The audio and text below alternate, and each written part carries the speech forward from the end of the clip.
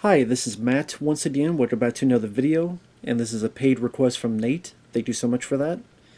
If anyone wants to request any type of videos, it could be a topic, random, or what have you, movie topic, something like this, a list, a ranking, a movie review, a re-review, a tier list, a video game playthrough, a let's try, commentary, whatever the case, PayPal is usually the best bet, or join my Patreon. Links are down below in the info box, or over there, or where it is now. But Nate wanted to know my favorite Shelley Duvall films and roles, because sadly, Shelley Duvall passed away. And the sad thing is, it took me a bit to get to this because of all the stuff going on in Texas with Hurricane Beryl and all sorts of stuff. That by the time I got to this, sadly more people passed away. I mean, Richard Simmons passed away. Shannon Doherty, which I know she was battling cancer, she passed away. So it's a shame. It's a sad shame. Shelley Duvall was 75 years old, born 1949 in Fort Worth, Texas.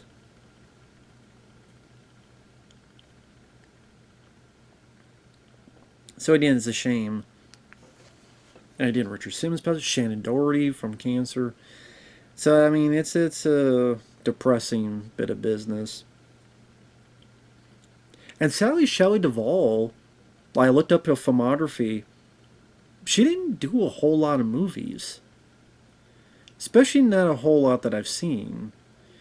Because I was looking through her filmography, and I picked 3 roles that I enjoyed her in, which I'll get to in a few minutes. I mean, when I would see her in a film, she always seemed like a nice, gentle soul in the film. And I always felt bad the way Stanley Kubrick and such treated her. Now, sadly, throughout the years, I don't think it was just because of Stanley Kubrick. I think there was a lot of other issues going on with her mentally. I think it was like Dr. Phil she was on, and that's one of the reasons I hate Dr. Phil. Because you see how this person is not in the right frame of mind. They're not in the right psychosis. And you're parading them around like a freak show. Because you know it's going to give you ratings, it's going to give you bonus brownie points of some sort, and I'm just Dr. Phil. I got a nipple head, and I'm just trying to do the with your cum catcher mustache. Fuck Dr. Phil. Fuck Dr. Phil. How about that? And like you would see her, and it's just very depressing. Just how her mind was just. I don't know the reasons for it. I don't know if they ever said the reasons for her mental instability. And then looking through her filmography from 2000 to 2024, 24 years, she only did 3 films. And I've never heard of them. But Dreams in the Attic, or Manna from Heaven, or was it the Forest Hills or something?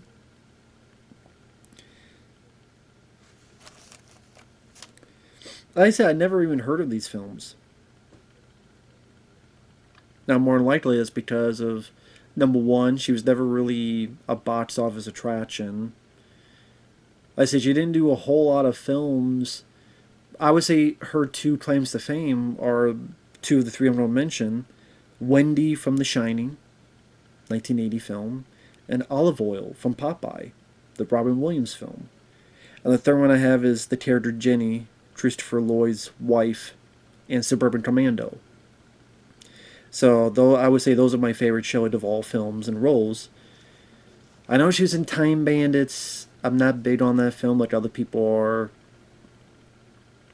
She had a brief cameo in Rocket Man that I forgot his name. which I wasn't big on that film. But I think she had like a cameo as his mom. But I looked at Wendy from The Shining. People always badmouthed that performance or always gave her crap for that. I never understood that because I've always enjoyed that performance. Always enjoyed it. I thought she seemed like a mom. She seemed like a mom who tried to take care of her kid and loved her kid very, very much so. You could sincerely buy her love for her child in The Shining. And how, I hate to say it, she seemed like the battered wife, which makes sense if you look at Jack Nicholson's character's history with alcohol and how, he had promised, if I have one more drop, you can leave me. And you tell that she's lived through life and she's not this supermodel. She was a real person. She was a real person. And then you see her and she seems very sweet and very endearing and unintrusive. So that when Jack snaps at her, I feel something. I feel bad. I feel, oh, that's wrong to do because she seems like such a nice lady and she didn't deserve it. And it made you go get mad and angry and upset at Jack Nicholson's character. Because she's trying to be supportive and she's being nice and she's not being annoying, she's not nagging, quite the opposite. And like the one person you should not be yelling at, and he does, and because whether you want to go the more supernatural route or more of the psychosis, cabin fever route. So I'm when I first watched it, I can't remember the last time I watched it. I'm like, what is so bad about this performance? What is so bad? She screams. God forbid your husband is trying to kill you with an axe. I guess maybe she should be whistling like Dixie. Zippity doo dah, zippity doo frickin' day. When someone's coming out with an axe. And it's not like she's screaming the entire movie or even the entire third act. Oh, because she seems so... I mean, yeah, she's being scared. She's not Ellen Ripley. She's not Sarah Connor. She's in the middle of nowhere. She's distraught. She has the bat. Stay away from me. I love Jats. Give me the bat. Give me the bat. Wendy, darn my life. You didn't let me finish my sentence. Said I'm not going to hurt you. I'm just going to bash your brains in. Go bash you right the fuck in. And so you have your husband talking like this, acting like this. She's able to get the hit on him and drag him and lock him in. And just trying to find a way to get the hell out of Dodge. So it's not like she's being completely useless. She knocks him out. She locks him in. It's not her fault, the ghost or whatever. That's why I think it's supernatural, because how the hell else is he going to get out of that freezer? It's not her fault the ghosts are being troll dickheads and let him out. She gets her son out. She thinks of her son over her safety. She tells him to run, go, go. Don't worry about me. And yeah, that great scene where she's being scared, and she's supposed to be scared. She's supposed to be frightened. She's supposed to, like, your husband is coming in with a damn axe. Of course you're going to be in a hysterical emotion. What the hell's was she supposed to do? Smile? Laugh? Fart? Puke?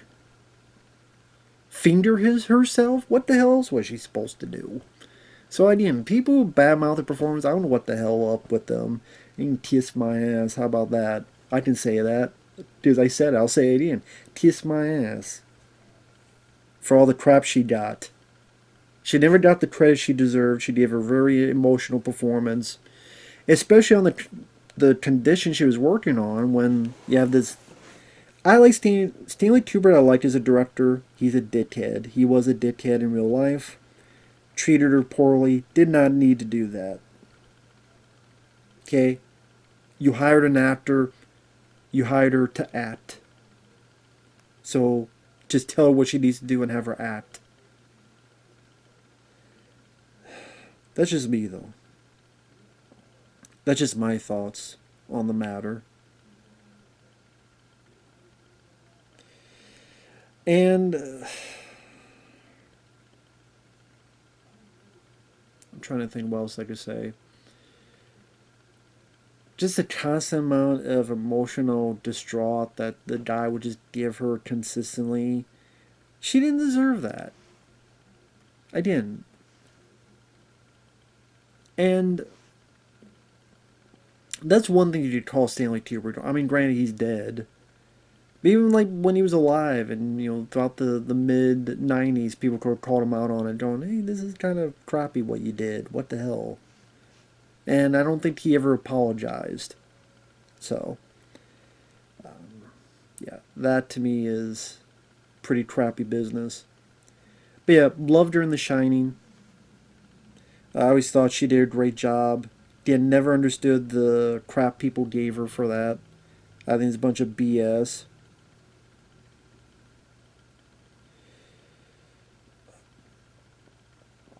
Let's see what else. Oh, Olive Oil and Popeye. She honestly seemed like the perfect fit for Olive Oil. Because I remember watching those Popeye cartoons back in the day.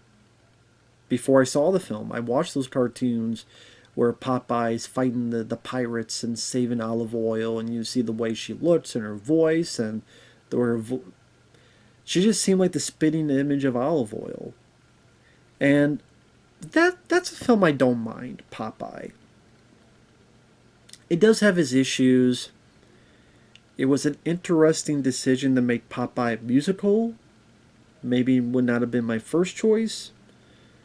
But some of the songs are actually kind of catchy. They built that set and pretty massive set. Granted, the story doesn't really know where to go. It's kind of like, here it is, and now where are we going with the story? It's just kind of wandering around, and then he meets Olive Oil, then he meets this baby, and then you have this fight in a boxing ring, and then here's Blue Toe. I didn't really have much of a direction that it was going in. It was kind of just hovering in the air. Like, what are we doing with this?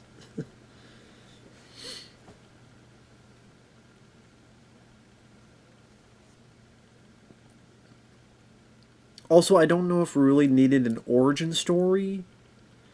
Like, okay, this is the first time he met Olive Oil, and then he doesn't like spinach until he finally eats spinach at the end and finally does his thing. But the thing he does is like underwater, so then you can't really see it that well because it's a bit murky.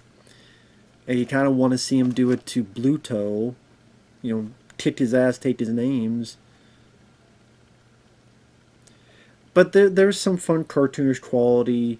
I like Robin Williams' performance as Popeye. I think he got the voice right, the mannerisms right. I think him and Olive Oil were kind of perfect casting choices, and that went a long way. That I can enjoy the film to a point. And again, the songs at times were catchy, and again, I don't know if you need to spend that much money on the set, and maybe spend more money on special effects and things of that nature. I think that could have been using the budget more appropriately, but I liked it for what it was. And I thought Shelley Duvall did great as Olive Oil. You say maybe she's draining at times, but that's Olive Oil as well. I mean, to be fair, Olive Oil could be draining at times as well, begging for help for Popeye. So it's one of those where she did what she was told, and just like Olive Oil would be draining, her Olive Oil became grating on the nerves as well. But again, that's not Shelley Duvall's fault. That was what she was told to do. And did it, like I said, she had the right look. She had like the perfect look. I thought she worked well with Robin Williams. And I liked her in that movie. And then She doesn't have a whole lot to do in Suburban Commando. Suburban Commando is a film I would actually like to rewatch sometime. I don't know, maybe it'll get requested one day. I like to rewatch that film. I do remember having fun with that movie. Granted, it's a piece of nostalgia, because that's a film I remember watching the trailer for it. No, was it? Yeah, the trailer for it was on. I want to say Ninja Turtles 2: Secret of the Ooze, because the first two Ninja Turtle films I watched constantly on VHS tape. I did. So I would remember like Pizza Hut commercials, making it great, or trailers for films like it was called Step Kids. Later it was called Big Girls Don't Cry. They did even, but at the time it was called Step Kids. And then Ninja Turtles 2, I think it was Surf Ninjas and Suburban Commando were the trailers. Can't remember if there was one more, but it was at least those two. And so that film got in my head, embedded in because of how many times. But on the flip side, I don't like Surf Ninjas, so it's not just because of that. I don't like Suburban Commando. I do think it's Hulk Hogan's best movie. I know that's not saying much, but I think it is. It has a goofy premise, but I went along with it, and I think Hulk Hogan did as best as he could with his limited acting. I thought that the music was appropriate for the film. Christopher Lloyd was a lot of fun. I was frozen today. He was a good foil for the shenanigans. Shelley Duvall, it was nice to see her as the wife. I like the music. It's a nice place to live, but I wouldn't want to visit. It's a nice place to live. That's the nostalgia talking now. That's the nostalgia talking. And there's some generally funny lines to this day where Hogan sees the neighbors and is like, "Oh, let me guess. You guys don't want to pound my face. You don't want to drive me across broken glass. You don't do all this other stuff." And then the guys are looking at him going, "You nuts? This is '90s. We're gonna sue you." That still is, I think, a very clever joke. We're gonna sue you for this. We're gonna sue you for that. I'm like that. Like that is such a realistic response. It still makes me laugh. And I mean, Shelley Duvall, like she doesn't have a whole lot to do. She's just the wife. It's more Hogan and Christopher Lloyd's movie. But Shelley Duvall was a good asset. It was nice to see her in there. It's like, oh, I haven't seen you in a while. Kind of one of those reactions. Oh, I haven't seen you in a while. That's cool. And I'm going to get into something serious here. I think I do think she was a talented actress. I do feel like she did not get a lot of work as much as one could because people deemed her as ugly. And I'm just being honest with that. That's what people deemed her. I'm not calling her that. I'm saying that's what people deemed her as. And you know, with Hollywood, especially with ladies, looks they looked into first and foremost. Whether it be the body, whether it be the face, whether it be a model, supermodel, whether it be sexy, illustrious. Which, to be fair, Shelley Duvall was never one of those. And she had a certain demeanor, and like I don't know if I could buy her as a villain character. I don't know if I could buy her as a scary and maybe scary as in like crazy, but not intimidating. Those roles weren't really going to get for her unless it is very more shrilly, scary, over the top. Again, it's not going to be the basic instincts or the action long kiss goodnights. It's not going to be any of those. So, because of her demeanor and her looks, she was going to be put into a limited bubble that sadly I don't think she could have escaped.